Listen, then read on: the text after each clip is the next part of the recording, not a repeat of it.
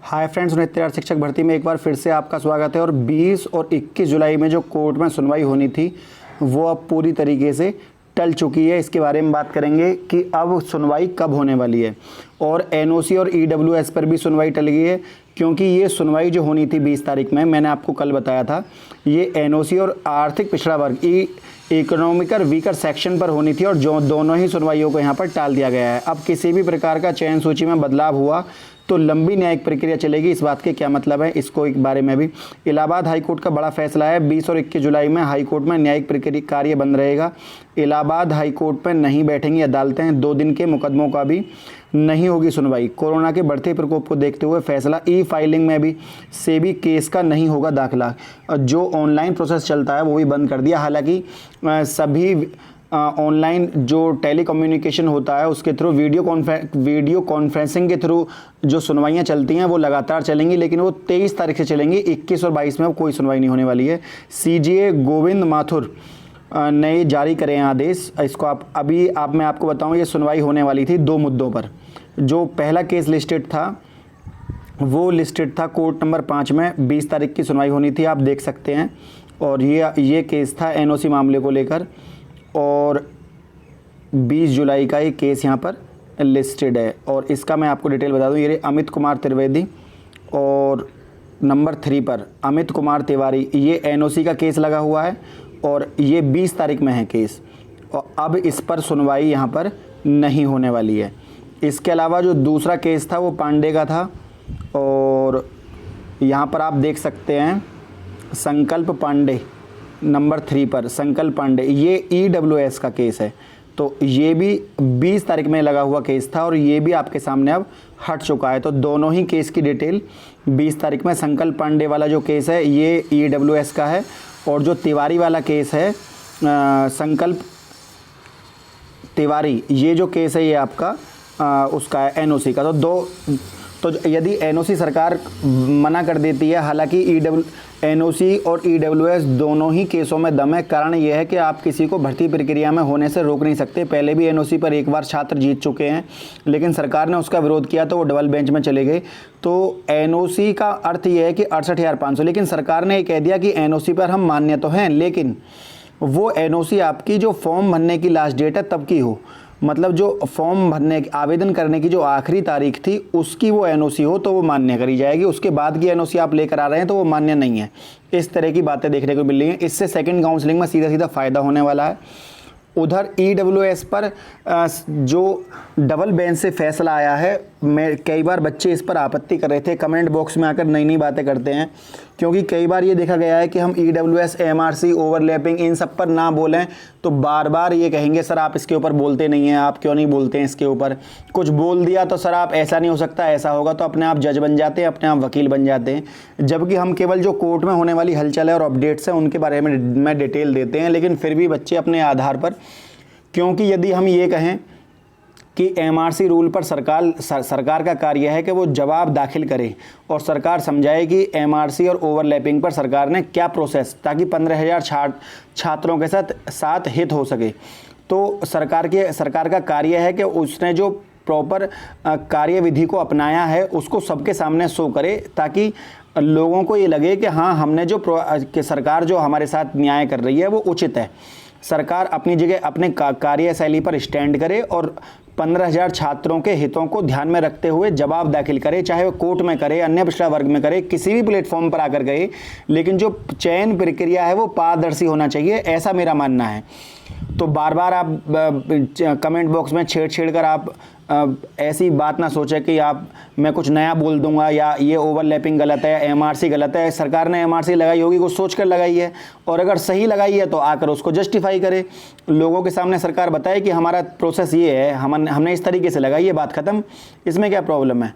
दूसरा, ईडब्ल्यूएस पर मैंने कहा सर कि जो अभ्यर्थी हैं वो जीत जाएंगे। फिर आप बच्चे कमेंट बॉक्स में आकर करते हैं कि सर क्यों जीत जाएंगे, जब डबल बेंच का फैसला आया है कि चयन प्रक्रिया भी शुरू नहीं हुई है। जब काउंसलिंग चलेगी तब से चयन प्रक्रिया शुरू मानी जाएगी।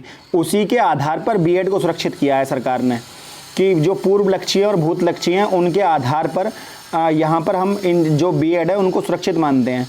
तो जब आप बताइए कि जब चयन प्रक्रिया काउंसलिंग से शुरू है तो उससे पहले होने वाले सारे संशोधन या अध्यादेश वो आपको रिजल्ट में जारी करने पड़ेंगे, तो ईडब्ल्यूएस सुरक्षित हो गया। तो आर्थिक पिछड़ा वर्ग जो छूट मिलने वाली है वो वहाँ पर फिर मिलकर रहेगी।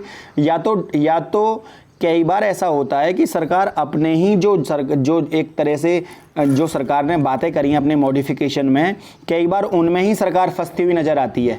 कारण ये है कि जब आप उस डेट को, क्योंकि 14 जुलाई 2019 से लागू हुआ है आर्थिक पिछड़ा वर्ग, ईडब्ल्यूएस 14 जुलाई 2019 से लागू हुआ है।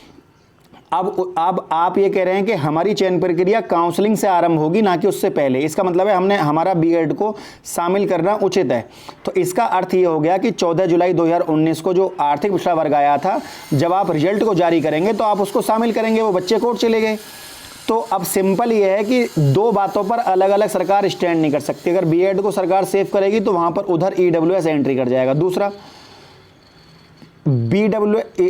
जो बीएड है उसको शामिल करना लाजमी है, क्योंकि वो कार्य इनका नहीं था, वो सेंट्रल गवर्नमेंट का है और सेंट्रल गवर्नमेंट की जो ब्रांच हैं उन्होंने ही उसको शामिल किया है। ये काम एनआईसी का है, यूजीसी का है। उन्हीं के आधार पर प्रॉपर जो भारतीय शिक्षा संघ है उनके बनाए जो शिक्षा नीति है, नई शिक्षा नीति 1986 के तहत 1981 की जो नियमावली है उसके तहत उसको शामिल किया गया। 23वां 24 संशोधन करके उसको कोई निकाल नहीं सकता बीएड को। लेकिन उसके पीछे जो तर्क दिया गया है, शामिल करने के पीछे जो तर्क दिया गया है, उस आधार पर ईडब्ल्यूएस सेफ हो जाता है। नहीं तो आप जब कोर्ट का निर्णय है आप तब देख लेना, क्योंकि कई बार ऐसा होता है कि कुछ चीज़ों पर यकीन करना आप लाजमी नहीं समझते हैं। आपको लगता है कोई बच्चा एमआरसी का है और उसे लगा मैं 1-2 पॉइंट से कम हूँ, उसे लगता है कि हाँ यदि एमआरसी गलत तरीके से लागू हुई है और सही तरीके से लागू होती तो मेरा नंबर आ जाता, क्योंकि मेरे 0.1 0.2 कम है। तो यदि हम ऐसा उसके भले का बोलेंगे तो उसको लगेगा कि हाँ अब वीडियो सही बनी है, मज़ा आ गया। और यदि उसको लगता है कि सरकार का कार्यशैली है, सरकार अपने आप देखेगी, तो उन्हें लगता है कि पता नहीं क्यों नहीं बोल रहे हैं इसके ऊपर। तो आप हमेशा अपने हित की बातें सुनना चाहते हैं, आप सत्यता से भाग रहे हैं, इसका मतलब ये है। और सत्यता कोर्ट के आधार पर निकलेगा। पहले से ही हम या आप कुछ बोलें या उसके बारे में स्वयं कुछ आंकड़े दें, केवल तर्क लगाए जा सकते हैं। और तर्क ये है कि यदि आप बीएड को सेव करते हैं तो वहाँ पर सीधा सीधा लाभ हो जाता है ईडब्ल्यूएस को, आर्थिक पिछड़ा वर्ग को, वो वहाँ पर शामिल होगा। यदि एमआरसी पर कोई ऊंच नीच होती है तो सीधी सी बात, अब कुछ बच्चे पूछते हैं क्या सर चयन सूची बदलेगी? लेकिन सरकार ने अपने मॉडिफिकेशन में एक चीज़ बहुत अच्छी दाखिल करी है। सरकार ने अपने मॉडिफिकेशन में ये चीज़ें दाखिल करी हैं कि यदि कोई परिवर्तन चयन सूची में होता है, तो हमारे पास सीटें बची हुई हैं, हम उन सीटों में से भर्ती कर लेंगे, लेकिन हम चयन सूची को नहीं बदलेंगे।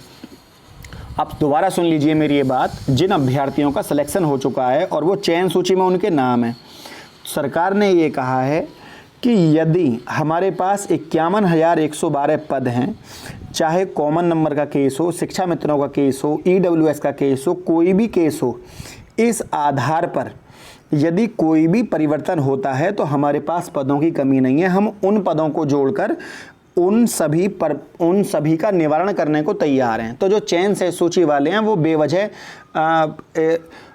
अपना माइंड अपसेट ना करें, वो बिल्कुल सुरक्षित हैं। सरकार उन्हीं के लिए लड़ रही है और उन्हीं के लिए आखिर तक लड़ेगी भी। बस आपको पॉजिटिव सोचने की ज़रूरत है। अब बेवजह उल्टी सीधी वीडियो देखकर अपना दिमाग ख़राब करेंगे, उससे कुछ फ़ायदा होने वाला नहीं है। हाँ, ये सत्य है कि यदि ईडब्ल्यूएस का मुद्दा आया तो जो अनरिजर्व कैटेगरी लिस्ट तो चेंज होगी। ये जो लिस्ट है जो बनी हुई है, ये एनओसी पर चेंज हो, ईडब्ल्यूएस पर चेंज हो, किसी भी मुद्दे पर चेंज हो, लेकिन साथ ही सरकार का तर्क ये भी है कि यदि हमारी चयन सूची से जो अभ्यर्थी बाहर जाएंगे उतने ही पद हम 51,112 सीटों में से जोड़कर उनको हम सुरक्षित, मतलब किसी का अहित नहीं होने देंगे, ऐसा सरकार का कहना है। ये तो फैक्ट है कि जो चयन सूची है उसमें बदलाव होना तय है, चाहे वो एमआरसी के 15,000 छात्रों को लेकर बदलाव हो, नहीं तो ईडब्ल्यूएस पर होना बदलाव तय है, नहीं तो एनओसी पर जो पिछली भर्ती के बच्चे इसमें आ गए हैं 68,500 के, उनको बाहर निकालने की बात हो, सेकंड काउंसलिंग में उनको बुलाना हो, चाहे इस सूची को ना बदलकर सरकार दूसरी चयन सूची बनाए और उसे सेकंड काउंसलिंग में बुलाए, मतलब आधार कुछ भी हो पर चयन सूची बदलेगी। उसके पीछे तर्क बहुत सारे हैं, क्योंकि कुछ मुद्दे वाकई में ही वाजिब हैं। लेकिन सरकार का ये कहना है कि यदि इस तरह का कोई भी बदलाव होता है तो जितना बदलाव हमारी चयन सूची में होगा उतने ही पद जोड़कर हम उस चयन सूची को सुरक्षित रखेंगे जो पहले हमने बनाई है।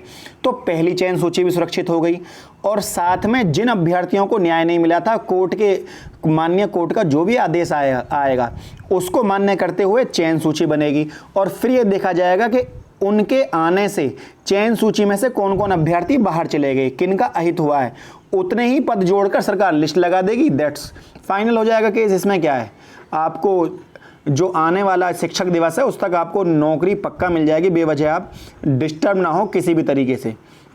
तो किसी भी प्रकार का चयन सूची में बदलाव हुआ। अब यहाँ पर यह है, कुछ बच्चे कह रहे हैं सर 40-45 पर लिस्ट लगा देंगे शिक्षा मित्रों की रिजर्व पद करके। तो आपको क्या लगता है कि 60-65 वाले बच्चे कोर्ट नहीं जाएंगे? वो फिर कोर्ट जाएंगे कि जब 40-45 को नौकरी है तो हमें क्यों नहीं है? तो फिर प्रक्रिया लंबी चलेगी और सरकार ऐसा कार्य कोई करेगी नहीं जो अपने ही कृत्यों में फंस जाए। दूसरा, सरकार यदि चयन सूची से बाहर निकालकर एनओसी या ईडब्ल्यूएस से किसी को एंट्री कराएगी तो जो बच्चे चयन सूची से बाहर निकलेंगे फिर वो कोर्ट जाएंगे, फिर प्रक्रिया लंबी चलेगी। तो मेरे कहने का अर्थ है सरकार कोई भी ऐसा कार्य नहीं करेगी जिससे न्यायिक प्रक्रिया कोर्ट केस लंबा खिंचता हो। सरकार उतने पद ऐड करेगी जिन पर चयन सूची में मान लो 100 बच्चे आए या 70,000 बच्चे आए या 69,000 बच्चे आए, 67,000 कुछ आए वैसे तो, खैर 67,000 कुछ बच्चे आए। अब मान लो 67,000 में से 5 बच्चे बाहर चले गए एनओसी की वजह से, तो सरकार 5 पद जोड़कर लिस्ट लगा देगी, किसी का अहित ही नहीं हुआ, बच्चा बाहर भी नहीं गया और नई चयन सूची लग गई। तो सरकार पे तटस्थ है, मजबूत है, स्थिर है, मन में ऐसा कोई मैल ना पाले सरकार के प्रति कि आपके साथ अहित हो जाएगा। ये सच है कि सरकार को एमआरसी पर आगे आकर बोलना चाहिए कि 15,000 सीटों के जो चयन प्रक्रिया है सरकार की, जो प्रोसेस अपनाया गया है उस पर सरकार जवाबदेह है और उसकी लायबिलिटी बनती है जवाब दे, लेकिन किसी का अहित भी ना होने दे, ये भी है। फ्रेंड, यदि वीडियो आपको अच्छी लगी तो वीडियो को लाइक, शेयर और चैनल को सब्सक्राइब करना ना भूलें नेक्स्ट अपडेट के लिए। आज के लिए इतना ही। जय हिंद, जय भारत।